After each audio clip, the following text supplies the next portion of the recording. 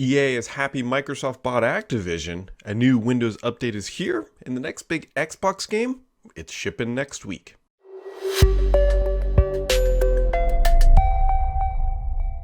Ooh, it's a Friday, friends. It's a Friday. It's also November, which I don't know how that happened. It felt like just yesterday was spring break, and now we are back into the cold dark months. Whatever. It's a Friday. We're happy. We're here. We're talking Xbox. We're talking Microsoft. We're talking Windows. Okay, let's just dive in. Let's dive into the tech news because there was a smattering of very big announcements on the Xbox and Windows side. So let's go into it. Microsoft is getting serious about security again, says the headlines. Well, okay, first off, what is the news? So Microsoft this week announced the Secure Future Initiative. So it's, for those of you who have been around the block a little bit, you might think of this as Trustworthy Computing Part 2, the aftermath or the future or whatever. So Microsoft has found a way to use AI and security and other buzzwords to say, look, we're going to make Azure more secure. And so they're calling it AI-based cyber defenses. Microsoft will put AI to work to advance cybersecurity protections.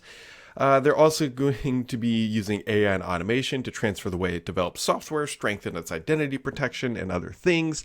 And they're also going to be, remember in 2017, Brad Smith announced his 2017 Digital Geneva Convention. He's bringing that back into the limelight, saying, look, we need to make sure that users and consumers are not attacked. But yeah, here we are. So what is the Secure Future Initiative? It's really Microsoft deploying AI stuff to their cloud to try to make their processes more secure. And there's no harm in doing that. Nobody faults them for that. Microsoft has been on the back end or backside, if you will, of a lot of attacks recently. And so let's just clear one thing up. It's not if Microsoft will be attacked, it's what second of the day are they not being attacked, right? Microsoft is one of the largest cloud providers on the planet. They are trying to be hacked every second until the sun explodes and takes out all the servers on the planet. And you can say the same thing for every company, for every large company, Apple, Facebook, Google, Oracle, IBM, throw them all in there. They are constantly being attacked, and it's just a matter of eventually something will give, and the question then becomes how good is your response to that? And so this is Microsoft just really posturing itself, saying look, we're going to continue to invest in this stuff. Not that they weren't already, but now they have a framework, if you will. So there you go. Microsoft is also going to be removing 2 Windows 11 in-box apps. So that is going to be Movies and the TVs app and Windows Maps. So if you do a clean install, these things won't be coming out of the box. And I can't think of any real negative here. I mean, you can go get them from the store. The only negative maybe is if you were some, heavy user of these apps. It kind of feels like maybe this is the end of them, right? If they're not going to be installed by default, then what's the point of keeping them around and being aggressive with updates? So just kind of keep that in mind. Microsoft this week also bringing CoPilots to all. CoPilots to all if you have about $10,000 and are willing to pay $30 per month. So Microsoft has announced Copilot coming to Office 365. It's now generally available. I'm optimistically bullish on this. I'm not fully bullish, but optimistically bullish, I guess. It's very expensive at $30 per month, and I think you have to have a minimum of 300 seats, and you have to commit for a year. So that's $9,000, something like that. So if you're willing to make that commitment, which for some very large companies as a pilot may not be a very big deal, and I'm just like Microsoft always does, there's backroom finagling. So you might be able to get a better deal. We don't really know yet, but either way, this is Microsoft really rolling it out. They're going to make some money from doing this, and I think there is use case for it at the end of the day. Writing emails is one thing. The better things that I have found are the summaries. Go in, if you're late to a meeting, say, give me a summary of everything that's going on, give me the meeting minutes, those sort of things. There's really mundane tasks that involve a lot of language, and summarization is where, personally, as of right now, I think it shines. Now, the other place it shines, but this isn't Copilot, is writing Python scripts, which I use all the time. I would not consider myself a Python programmer. I would consider myself a Python average hack who can now use GPT, Python libraries, understand the concepts, and implement my own scripting and basic applications using Python and GPT. It's really fun. I don't know. I have a lot of fun doing that. So anyways, CoPilots now available. And there you go. The other thing that is now available, by the way, is Windows 11 22 or 23H2. I keep forgetting it's 2023. It's even November. It's almost over. But the formal release is now available. So chat is also being renamed. Remember that little bubble thing that Microsoft tried to make a big deal out of that nobody used?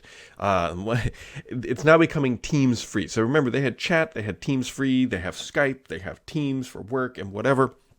I wish they would just get rid of Teams free, because it's like you go search Teams and you're thinking it's Teams, work and school, and then Teams. It's like, whatever. Microsoft, you're diluting your own brand, which is such a classic Microsoft thing to do. Anyways, chat has been rebranded to Teams free, and it doesn't really matter. Nobody cares at the end of the day. So, yes. So the gaming news this week is super interesting. Really, just there's a bunch of headlines, but I think that this headline right here is the big one from EA. So Andrew Wilson, the CEO, says, look, in an interview with CNBC, he said, I think Microsoft Activision is a great thing. It means one of the world's largest companies is going to continue to invest in our industry and to help us grow the industry over time. Now, why would the CEO of one of the remaining largest gaming companies on the planet, pure gaming companies for the most part, be happy that Microsoft is entering the space more aggressively than they had been with huge acquisitions? Why would he be doing that? I can tell you exactly why he is so happy that Microsoft bought up Activision, because he is looking for somebody to do the same thing for EA so he can cash out, because that is why they are happy. EA is like, look, Microsoft established that large companies can come and buy very large gaming companies and get it through regulatory approval. Somebody please come buy EA for the same premium so we can make our shareholders happy to the same level that Activision was made whole. And that is why EA is happy. They are not happy that right down the street they have this huge juggernaut with a near infinite number of resources entering new facets of the market. Now, granted, they don't really, for the most part, overlap with EA too much, right? EA is primarily known for their sports and athletic games. Yes, they have other titles. Need for Speed's EA. They have other titles, but they're primarily known, and that is the niche that they have dominated. And so I do think somebody will come by EA at some point. I think it's just a matter of time, because somebody will want to snatch up the sporting side of it. The question just becomes, who is it going to be? Is it going to be Sony? I could see Sony maybe doing it if they could get the cash together. There's been rumors that Disney may be interested, but Bob Iger has not yet pulled the trigger on it. And so we will see. We will see, my friends. We shall see. So, other things happening with Xbox here. Microsoft is adding WebView 2 support to the Xbox consoles, which, if you're like, why would I even care about that? So this is like the web app kind of stuff. So you can now bring those web apps to your console, like the Stars app. There's a couple other ones out there. But it just makes the console just a little bit better. And also, as a reminder, Microsoft announced this week that they're going to start blocking unauthorized Xbox controllers. So that Mad Catz controller, or Mad Catz knockoff, I should say, that you got at the dollar store, that has a real funky Bluetooth looking dongle, that thing might stop working. And by might, I mean almost certainly will. So if it's not part of that Xbox hardware program, it's going to stop working. Microsoft's putting their lead foot down and saying, look, we're going to stop this. We are going to stop this. But we are not going to stop from answering the questions of the week. Always my favorite part. Always my favorite part. Okay, diving into the questions this week. Weird bug on this Surface Book 3, by the way, that I got to reboot. Usually I use two-finger scrolling to scroll, because that's what you use it for. It just stopped working. Like that gestures did not being recognized right now. Anyways, Mr. PKI says, do you think we'll see any good discounts this year from Microsoft Store with the 12 days of deals on Xbox? So Microsoft does exactly what Mr. PKI has said, and assuming they're going to be doing it again, they've done it the past couple of years, 12 days of deals. To me, the only deal that, we've actually already seen the Xbox Elite Series 2 on sale at Walmart by $50. That happened earlier this week. What I will be interested to see is, what are they going to do with the pricing of the Series S, right? We've already heard the news about the Series X. It's not looking like we're going to see price drops on that. Although every once in a while I'll see $50 off at Dell or something like that. But I'll be curious to see, is the Series S going to get slashed and burned like it did last year? Remember last year they had the Series S for as low as $199, but you had to get it on their Instagram shop and stuff like that. I'll be curious to see. That's what I'll be curious to see. And that and Elite hardware. The game stuff doesn't always... I mean, games are games, right? It's easier to slash pricing on games than it is physical hardware that has a real COG sold to, or cost of goods sold to it. So, anyways. Good question from Greg Edwards. Hey, Brad, whatever happened to Project Volterra, launched, or later known as the Windows Dev Kit 2023? I realized it was a quite niche product that was designed to allow developers to start making headway on ARM projects, but it seemed to be a pretty little capable box with a boatload of RAM. But today I saw on Wikipedia, of all places, that it's been discontinued as of this past June. It's still listed on Microsoft's site, but it has been out of stock for some time now. So I had heard that it was actually discontinued as well. Oh gosh, maybe discontinued is the wrong word. Is no longer produced the right one. Microsoft, I believe, had a specific number of allotment they were going to build, and I believe that they built all that. I don't know if they are going to replace it in 2024. Of course, everyone would like to see a more proper box with the new Snapdragon X that was just announced. It's supposed to have really great performance. Although, keep that in mind. We hear every year that the Snapdragon chips always have really great performance, but this year, gosh darn it, they're really promising that all the problems are solved. Everyone has to remember, they have to remember that with Snapdragon, it's not like the Apple side where Apple makes the CPU and the OS, right? Snapdragon is also very, very dependent on Windows on ARM being not a dumpster fire. Now, it has come a long way. Someone's going to roll in their eyes like, Brad, I run Windows on ARM and it's absolutely fine. That is true. For many people, it's good. It's still getting there. It's still maturing, right? There's still those edge cases. However, that is what I'm waiting to see, and I got off on a little bit of tangent. From my understanding, that Project Volterra was that specific piece of hardware. So yes, that specific box, I believe, is end of life effectively, but doesn't mean they're not going to build a new one. So keep that in mind. Dugay Sarah says, I love the new Start 11 V2, especially the Windows Pro style. It is my fave. Mr. PKI chiming in saying he also likes it 100%.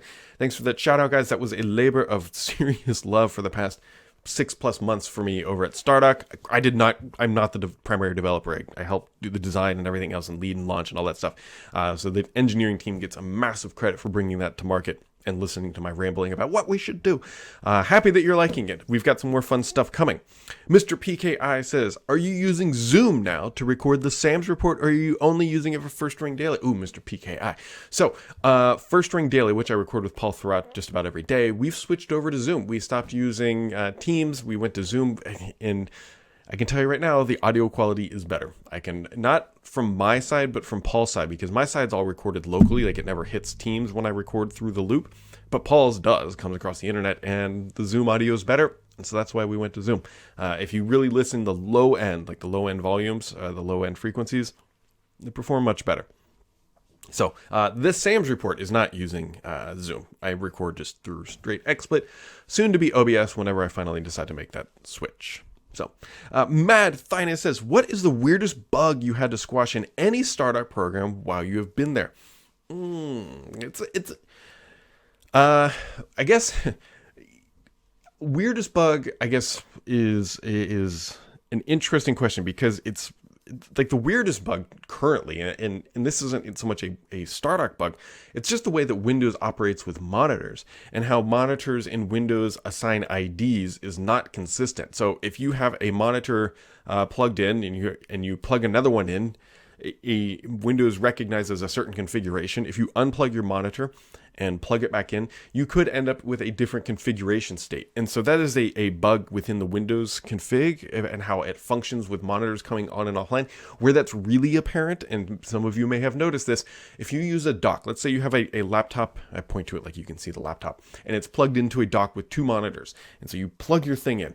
Depending on which monitor gets power first or signal first can determine which order it is in like that 1, 2, 3 lineup. And so that randomization creates a bit of havoc for us multiple times. The weirdest, I don't know about weird bug, but one of the bad bugs that was implemented. So in Start 11 v2, one of the awesome features is that you can pin a folder to the taskbar, like an actual folder. You don't have to open File Explorer, and you can turn it into a menu. So this is super helpful with downloads. So you pin your downloads folder as a menu. When you download something like Teams has you do, or whatever, the Internet Explorer, Edge, Chrome, your favorite thing, and you click that button, a little window flies up. It's just a fly-up dialog, and you can see your latest downloads without having to File Explorer. It's super convenient. I love it. However, we had a bug for a while that every time you click that button, it just killed Explorer. So we called it it was a restart Explorer button on your taskbar. That was a bad one. That was fun when that popped up at the 11th hour. So there you go. There you go, guys. Like, that's it. That's Friday. That's this podcast. That's what we do. And by we, I mean me, myself, and I here on a Friday in November. We actually had some flurries during Halloween. Hopefully you had a wonderful week, and make sure to keep it subscribed here, because the only BS on this podcast is me.